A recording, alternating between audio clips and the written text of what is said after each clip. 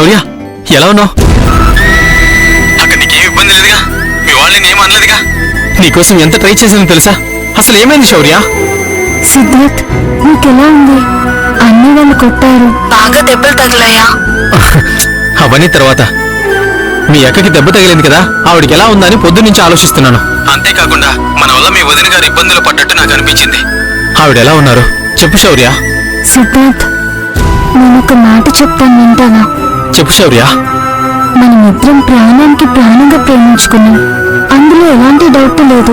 కానీ మన ప్రేమను గెలిపించాలనుకునే వాళ్ళు ఈ ఇంట్లో ఏ ఒక్కరూ లేరు. అవును, తెలిసిందే కదా. అది కాదు సిద్ధార్థ్, వీళ్ళందరినీ బాధ పెట్టి మనం సంతోషంగా ఉండగలమా?